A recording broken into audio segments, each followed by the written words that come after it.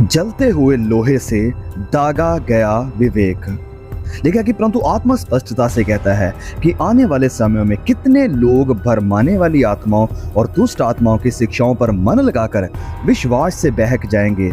ये उन छोटे मनुष्यों के कपट के कारण होगा जिनका विवेक मानो जलते हुए लोहे से दागा गया है। जब बात आती है विवेक की जो कि दागा गया है, इंग्लिश में जैसे लिखा है कि सीयर्ड कॉन्शियंस, तो लोग अक्सर उन लोगों के बारे में सोचते हैं कि उन लोगों का विवेक दागा गया है जो कि बड़े हार्ड कोर क्रिमिनल्स हैं, जो हत्यारे हैं, जो बड़े बड़े अपराध करने वाले, गुंडागर्दी करने वाले लोग हैं। तो उन्हीं के साथ ही इस बात को कनेक्ट किया या जोड़ा जाता है कि उनका विवेक असल में दागा गया है। They are the people with a seared conscience. लेकिन इसके साथ साथ मैं ये भी देखता हूँ कि आज बहुत सारे नॉर्मल लोग जो अपने आप को नॉर्मल कहते हैं, अपने आप को हार्ड कोर क्रिमिनल या अपराधी नहीं मानते हैं, और यहाँ तक कि कई क्रिश्चियंस भी जो चर्च जाने वाले हैं वो भी इस चीज़ का शिकार हैं, जिनका कि कॉन्शियंस, जिनका विवेक दागा गया है। हमारी ये जो कॉन्शियंस है, ये जो विवेक है, ये एक ऐसे सिस्टम के साथ बना हुआ है, तैयार हुआ है, जहाँ पर हम अपने आप में ये देख सकते हैं अगर हम कुछ गलत करते हैं तो ये कॉन्शियस, ये विवेक हमें हिलाता है, हमें बताता है कि हमने कुछ गलत किया है। लेकिन दुख की बात आज ये है कि दुनिया बदल चुकी है, बदल रही है, जवान बदल रहे हैं, और इस इनबिल्ट सिस्टम को जिसे हम कॉन्शियस कहते हैं, इसे ख़त्म कर रही है, इसे पूरी तरह से डिस्ट्रॉय कर रही है। और जब हम वचन पढ़ते हैं जहाँ संत पौलुस कह रहे हैं तिमोथियस को कि लोगों के विवेक ऐसे हो चुके हैं जैसे कि मानो लोहे के साथ दागे गए हैं, मतलब कहने का ये कि वो सख्त हो चुके हैं, वो कठोर हो चुके हैं। कैसे कठोर हुए हैं, कैसे ये सख्त हुए हैं, कैलस्ड हुए हैं, क्योंकि उन्हें भरमाने वाली शिक्षाओं ने भरमा दिया है। उन्होंने ऐसे बिहेवियर्स को लगातार देखा है, ऐसी चीज़ों को लगातार देखा है कि अब उन्हें कुछ भी फ़र्क नहीं पड़ता।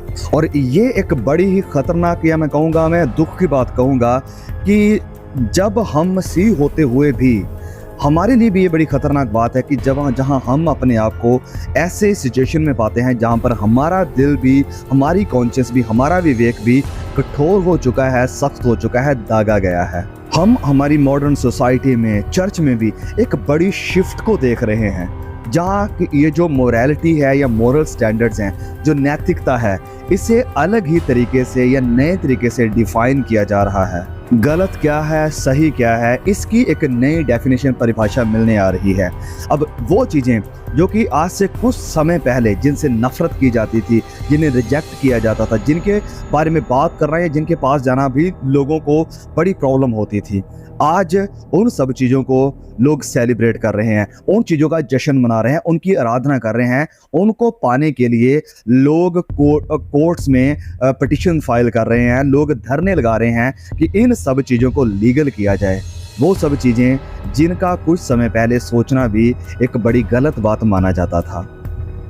जैसे मैं कहते आ रहा हूँ कि सोशल मीडिया के थ्रू, मूवीज़ के थ्रू, गानों के थ्रू लोगों को तब्दील किया, सोचों को, उनके ख्यालों को, विचारों को तब्दील किया जा रहा है। ये एक शैतान का प्रोपेगेंडा है। और ये सारी चीज़ें जो हम आस पास होती देख रहे हैं, इन सब को देखकर ऐसे दिखाई पड़ता है कि जैसे शैतान बहुत ज़्यादा दिन प्रतिदिन अग्रेसिव हो रहा है, और आज जो सही है उसे गलत माना जा रहा है, और जो गलत है उसे सही माना जा रहा है, उसकी आराधना की जा रही है।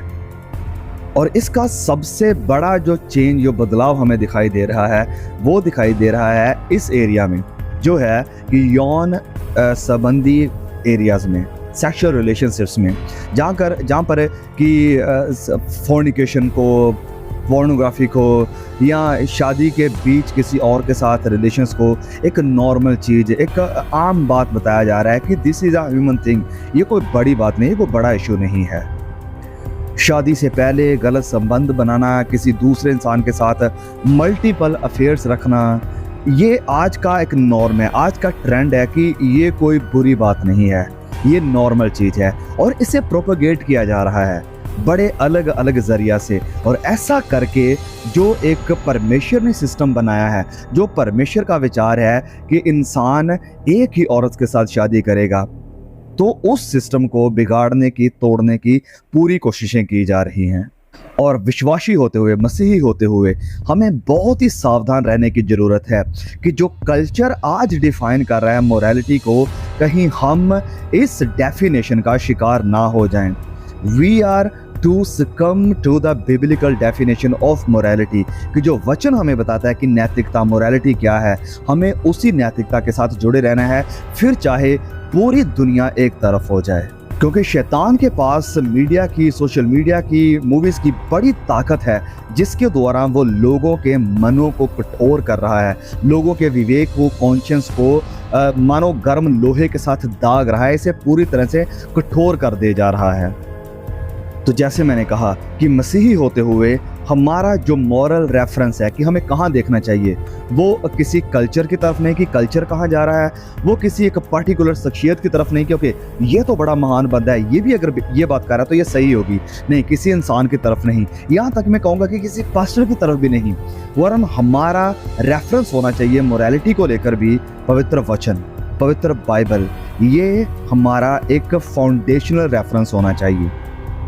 सीयर्ड कॉन्शियंस की, विवेक जो दागा गया है, इसके कुछ आप रिसेंट एग्जांपल्स देखना चाहते हैं? वैसे तो बहुत सारी हैं, अगर मैं एक एक करके एक्सप्लेन करने लगा तो शायद घंटों बीत जाएंगे वीडियो बनाने में, लेकिन मैं 2 रिसेंट बताऊंगा। रिसेंटली एक केस जो दिल्ली में हुआ था, जहां पर एक लड़की को मारकर उसके टुकड़े टुकड़े करके उसे मतलब भयंकर मौत मारा था।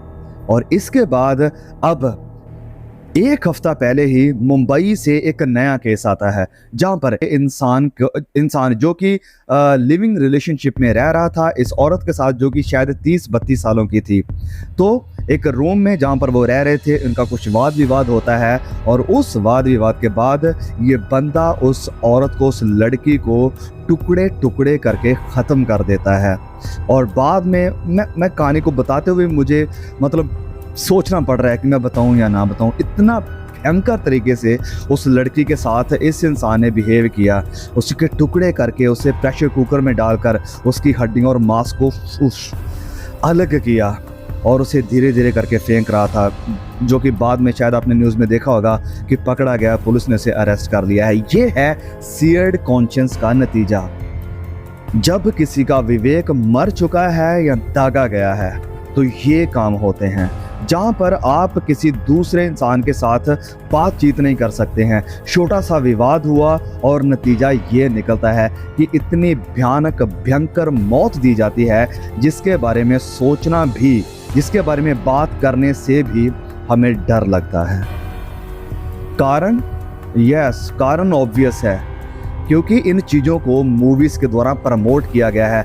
वायलेंस इस चीज़ को इतना प्रमोट कर दिया गया है कि लोग जो खुदा से प्यार नहीं करते हैं, लोग जो पवित्र वचनों से प्यार नहीं करते हैं, उनके लिए ये सब करना एक बस मूवी का स्टाइल कॉपी करने के जैसा बन चुका है। अब रिसेंटली एक किसी ने मुझे ट्रेलर सेंड किया, वो मूवी का एक्चुअली ट्रेलर का नाम था शैतान। अब पता नहीं, शायद वो कोई वेब सीरीज़ है, हाँ। तो वो ट्रेलर मैंने देखा, इतनी गंदी गालियाँ, इतनी गंदी लैंग्वेज का यूज़ किया गया है, और फिर इतनी मार काट, और इतनी खतरनाक तरीके की मार काट हुई है। जो केस ये मुंबई में हुआ है, हम कह सकते हैं कि ऐसी ही चीज़ों को कहाँ से प्रेरणा मिलती है, ये सब करने की उनकी इंस्पिरेशन कहाँ से आती है? ऐसी मूवीज़ को देखकर, जहाँ इतना कत्लेआम, इतना खून खराबा, इतना वायलेंस होता है। तो कारण क्या है, मैं जो बताने की कोशिश कर रहा हूँ वो ये है कि ये जो कॉन्शियंस सीयर्ड हो जा रही है, ये जो कॉन्शियंस मर रही है, विवेक खत्म हो रहा है, इसका कारण है मूवीज़, गाने। लोग कहेंगे नहीं एंटरटेनमेंट है, नहीं, एंटरटेनमेंट नहीं है, दे आर इन्फ्लुएंसिंग पीपल।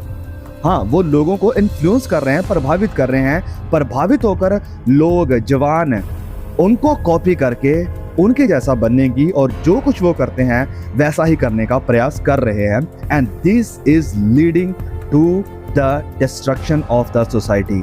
ये हमारे समाज को खतरनाक दशा की तरफ लेकर जा रहा है। म्यूजिक या मूवी सिर्फ एंटरटेनमेंट ही नहीं है, लोग इन्हें लेते हैं और अपनी जिंदगी में कॉपी करते हैं, जैसा वो सुनते, जैसा वो देखते हैं। अब जब हम बात कर रहे हैं मरे हुए विवेक या सीयर्ड कॉन्शियंस की, तो इसकी शुरुआत सिर्फ अभी नहीं हुई है। इसका जिक्र या इसकी शुरुआत हमें बाइबल से ही देखने को मिलती है। कायन, केन, द सन ऑफ एडम, वो भी वो इंसान था जिसकी कॉन्शियंस मर चुकी थी, विवेक खत्म हो चुका था। रानी इजबेल के बारे में हम पढ़ते हैं, वो भी वो औरत थी जिसका विवेक दागा गया था। और इजबेल की बेटी जिसका नाम है रानी अथल्या, वो भी वो औरत थी जिसका कॉन्शियंस खत्म हो चुका था। हेरोदेश राजा, वो भी वो इंसान था जिसका कॉन्शियंस खत्म हो चुका था। यहूदा इस्करियोती, वो भी वो इंसान था जिसकी कॉन्शियंस सील्ड हो चुकी थी, दागी गई थी। और यहूदा इस्करियोती की जो कॉन्शियंस थी वो किसने दाग दी थी? पैसे ने। पैसे के प्यार में वो अंधा हो गया था। तो इन सब लोगों का जिनका जिक्र हमने किया है, वो चाहे कायन था, वो चाहे इजबेल थी, वो चाहे उसकी बेटी अथल्या थी, वो चाहे हेरोदिस था, वो चाहे यहूदा इस्करियोत था, इन लोगों ने जो विपदा, जो कलेश लोगों के ऊपर लेकर आए, जो भयंकर तबाही इन्होंने की, जो गलत काम इन्होंने किए, इन सब को लेकर उन्हें कोई भी रिग्रेट नहीं रहा। रानी इजबेल ने किसी इनोसेंट इंसान को मार दिया, इसका उसे कोई दुख नहीं था। रानी अथल्या ने यहूदा के लायन के पूरे परिवार को ख़त्म कर दिया, उसे इसका कोई दुख नहीं था। कायन ने जब अपने भाई एबेल को मार दिया तो उसे इसका कोई दुख नहीं था। ऊपर से जब परमेश्वर ने उससे पूछा कि तेरा भाई एबेल कहाँ है, तो वो कहता है कि क्या मैं अपने भाई का बॉडीगार्ड हूँ जो मैं ढूंढता फिरूँ कि वो कहाँ पर है। तो देखा आपने, ये सब नतीजा है सील्ड कॉन्शियंस का। वो कॉन्शियंस, वो विवेक जो दागा जा चुका है, जो मर चुका है, जो कुछ भी फील नहीं कर सकता है, जिसे कोई रिग्रेट महसूस नहीं होता है, जिसे कुछ भी गलत दिखाई नहीं पड़ता है। इसकी एक और हमारे मॉडर्न एग्जाम्पल हम देख सकते हैं, वो है हिटलर। हिटलर ने इतने इनोसेंट यहूदियों को ख़त्म कर दिया चैम्बर में डालकर, उसे इसका कोई दुख नहीं था। इतना कत्लेआम उसने कर दिया, उसे इसका कोई गम नहीं था। Why? Because he was a man with sealed conscience. वो इंसान बन चुका था जिसका विवेक मर चुका था। और आज जो रिसेंट एग्जाम्पल्स हमने देखी, वो भी यही चीज़ों की एग्जाम्पल है कि जिनका विवेक दागा जा चुका है। ये इंसान जिसने मुंबई में ये कांड किया, वो इंसान को जब पुलिस ने पकड़ा तो ये मानने की बजाय कि मैंने गलती की है, मैंने कुछ गलत कर दिया है, वो अपने आप को प्रूव करने में लगा हुआ है कि नहीं, मैंने ये नहीं किया। वो कहानियाँ बना रहा है जो कि बिल्कुल भी विश्वास करने के योग्य या लायक नहीं है। कारण क्या है कि कॉन्शियंस ख़त्म हो चुका है, विवेक मर चुका है। तो आज मेरे भाइयों, मेरी बहनों, आप जो मेरी आवाज़ को सुन रहे हैं, आप जो हमारे वीडियोस को देखने वाले, मैसेज को सुनने वाले लोग हैं, मैं आपको अवेयर करना चाहता हूँ, आपको सावधान करना चाहता हूँ कि अपने इस विवेक को, कॉन्शियंस को मरने ना दें। स्टे अवेक, जागते रहो, सावधान रहो, क्योंकि आज भी सुनिए ध्यान से, कायन जैसे बहुत सारे लोग हैं, आज भी रानी इजबेल के जैसे बहुत सारे, अथल्या जैसे बहुत सारे लोग हैं जो कि इनोसेंट लोगों के ऊपर अटैक करने में, उन्हें गुमराह करने में लगे हुए हैं कि कैसे न कैसे करके उन्हें प्रलोभित करें और उन्हें फंसा लें और फिर उनके विनाश का कारण बने। ऐसे बहुत सारे लोग हैं, ऐसी बहुत सारी टीचिंग्स हैं जिनसे मुझे और आपको हमेशा सतर्क रहना है, सावधान रहना है, जागे हुए रहना है। मसीह यीशु के चेले होते हुए, मसीह यीशु के पीछे चलने वाले होते हुए, हमें उस कॉन्शियंस को, उस विवेक को कल्टीवेट करना है, उस कॉन्शियंस के ऊपर ध्यान देना, सतर्क रहना है कि हमारा कॉन्शियंस, हमारा विवेक वो हो जो जगा हुआ है और जो परमेश्वर की बातों को, जो परमेश्वर के वचनों के प्रति सेंसिटिव है। और हमेशा इस गार्ड में रहें कि किसी भी तरह से कभी भी हमारा ये विवेक दागा ना जाए, ये कहीं भी डेड या ख़त्म ना हो जाए। जब भी आप गुनाह की तरफ जाते हैं और वो गुनाह फिर आपको दुख देता है या आपको गम लगता है, तो इसे कोई नॉर्मल बात ना समझें, क्योंकि अगर आप रिपीटेटिवली वो गुनाह करते जाएंगे तो आपका ये विवेक, आपका ये कॉन्शियंस ख़त्म होता जाएगा, आप कठोर होते जाएंगे, आप सख्त होते जाएंगे, जबकि बाद में आपको वो गुनाह करना बिल्कुल भी गलत नहीं लगेगा, क्योंकि आपका कॉन्शियंस दागा गया, विवेक दागा गया है। लेकिन जब आपका विवेक सेंसिटिव है, जब आपका विवेक जगा हुआ है, मरा नहीं है, जीवित है, तो आप कुछ भी गलत करेंगे जो परमेश्वर के खिलाफ है, जो उसके वचनों के, उसकी मोरालिटी के खिलाफ है, तो ये आपका विवेक आपको पुश करेगा, आपको अंदर से फील होगा कि तुमने कुछ गलत किया है। आत्मा आपको जगाएगा, आत्मा आपको अंदर से कायल करेगा। तो इस चीज को कभी भी मरने मत देना, क्योंकि अगर आप रिपीटेटिवली कोई एक गुनाह करते रहेंगे तो आपका ये विवेक कठोर होएगा, सख्त होएगा। और हम सबको, मुझे, आपको, हम जितने भी विश्वास में हैं, हम सबको लगातार अपने आप को नम्र करने की ज़रूरत है। हम सबको लगातार परमेश्वर की आवाज़ को सुनने की ज़रूरत है, जो कि उसका वचन है, और लगातार पवित्रताई में चलने की और प्रार्थना में बने रहने की ज़रूरत है, ताकि ये जो जाल है, जो ट्रैप है, जो वेब है गुनाह का, बुराई का, डिसेप्शन का, आज की जो मॉडर्न डिसेप्शन है, ताकि हम इस वेब से, इस जाल से, इस ट्रैप से बचे रहें। कैसे भी करके कहीं भी ये हमें जकड़ ना ले, ये हमें गुलाम ना बना ले अपना।